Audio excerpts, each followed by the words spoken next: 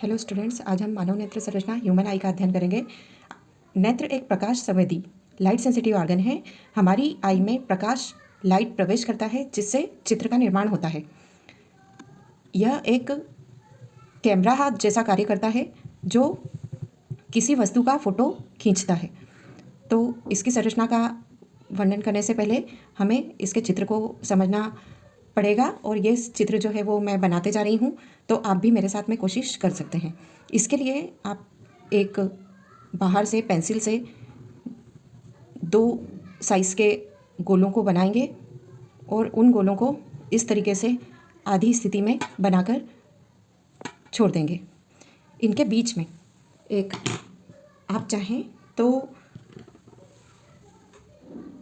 इस तरीके से पेंसिल या काले पेन की सहायता से एक मध्य लेयर या मिडिल लेयर को भी बना सकते हैं, या आप चाहें तो पूरा पेंसिल से बनाएं।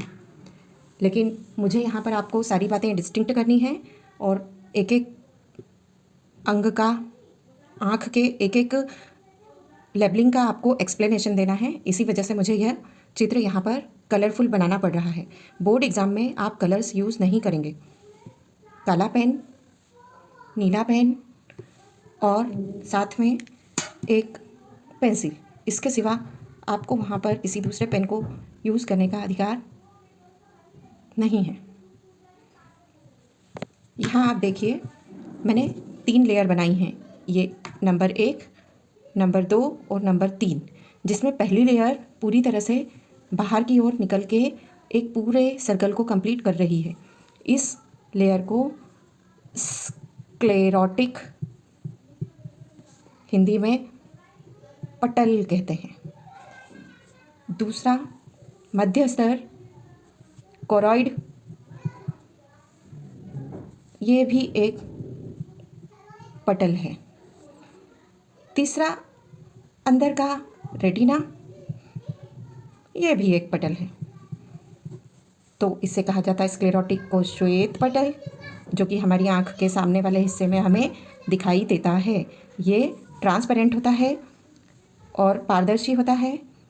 कोरॉइड लेयर जो होती है ये रक्त नलिकाएं, जो कि आई को ऑक्सीजन और फूड सप्लाई करने का काम करती हैं, इसीलिए इसे रक्तक पटल भी कहते हैं।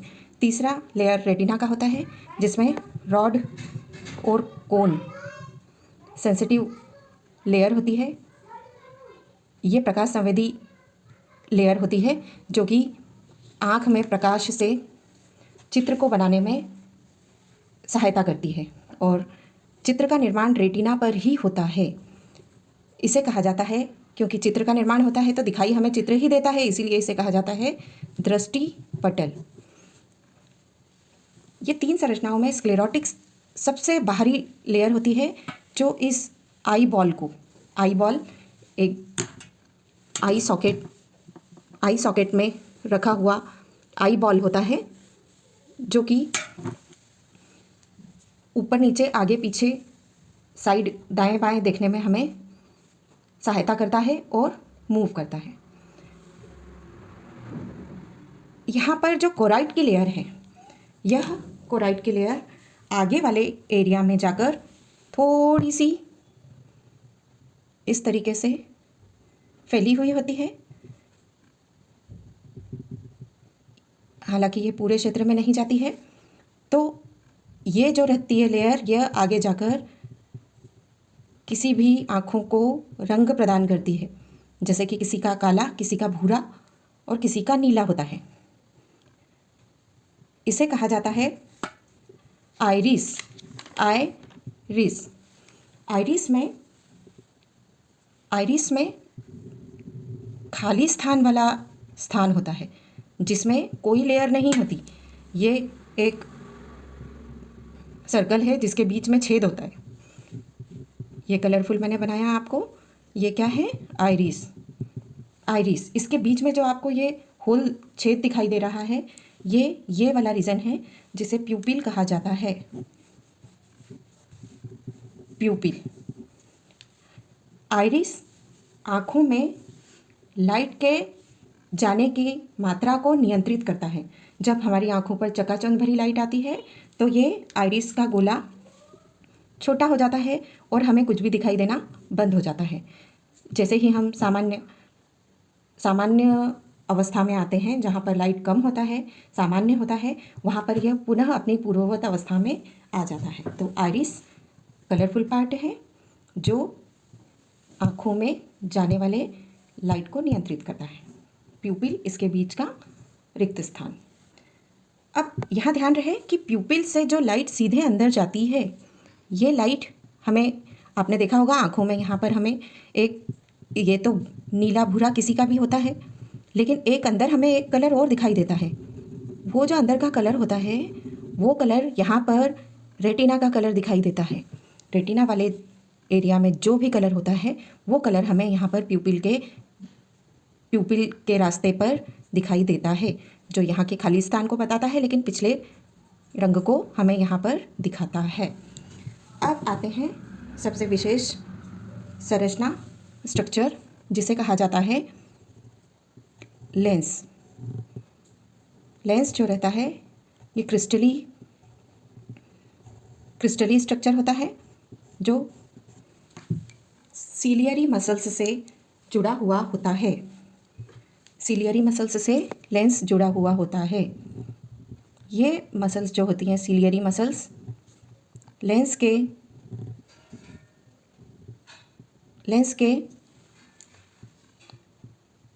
खिंचाव में सहायता करती हैं। जब आवश्यकता होती है तो लेंस कॉन्केव हो जाता है, और जब आवश्यकता होती है तो ये कॉन्वेक्स हो जाता है। इस तरह से लेंस को एडजस्ट करने में हेल्प करने वाली मसल्स सीलियरी मसल्स होती हैं। सीलियरी मसल्स, इन सीलियरी मसल्स को फोकस सेट करने में हेल्प करना होता है। अब जो स्क्लेरोटिक का ट्रांसपेरेंट पार्ट आता है, जो वाइट हमारी आंखों में दिखाई देता है, पूरी आंख का जो पूरा पार्ट होता है वो हमें वाइट दिखाई देता है। ये जो पार्ट होता है इसे कॉर्निया कहा जाता है। स्क्लेरोटिक का सामने वाला भाग जो कि पारदर्शी होता है, सफ़ेद कलर में दिखाई देता है, उसे कॉर्निया कहा जाता है। अब आपने देखा होगा कि जो लेंस है, उस लेंस के बिफोर और आफ्टर, पहले और इसके बाद में एक चैम्बर बन गया है। ये चैम्बर, एक चैम्बर यहाँ पर है और दूसरा चैम्बर ये जो रेटिना से घिरा हुआ है ये है। तो इन चैम्बर में दो प्रकार के द्रव्य भरे हुए होते हैं। बाहरी चैम्बर जो रहता है, जो लेंस और कॉर्निया के बीच में होता है, उसमें एक्वियस, एक्वियस चैम्बर में एक्वियस फ्लूइड भरा होता है, और जो भीतरी चैम्बर होता है उसमें विट्रियस चैम्बर में विट्रियस फ्लूइड भरा हुआ होता है। अब एक्वियस चैम्बर और एक्वियस चैम्बर में एक्वियस फ्लूइड, विट्रियस चैम्बर में विट्रियस फ्लूइड होता है, जो कि आँख के भीतर दाब को, उसके आकार को और लाइट के जाने के माध्यम के रूप में कार्य करता है। आइज़ में एक इम्पॉर्टेंट भाग और होता है कि जिस जगह पर लाइट रेज सबसे सीधे प्रवेश करती हैं, वहाँ पर रेटिना पर सबसे अच्छा इमेज का फॉर्मेशन होता है। चित्र का निर्माण सबसे अच्छा रेटिना पर येलो पॉइंट पर होता है, पीत बिंदु इसे कहा जाता है। और दूसरा एक पॉइंट होता है जहाँ पर पूरी आइज़ की, रेटिना की नर्व्स निकल के जाती हैं।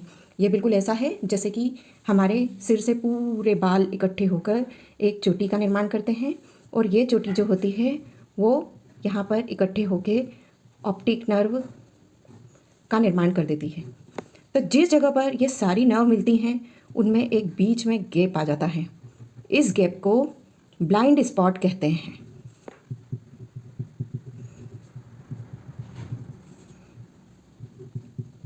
Optic nerve. इस प्रकार से हमने सारे आँख की संरचना, ह्यूमन आई के संरचना का अध्ययन किया और इनके सारे कार्यों को भी हमने समझा। ये फिगर ह्यूमन आई का है और परीक्षा की दृष्टि से महत्वपूर्ण है, अतः इसे तैयार कर लीजिए।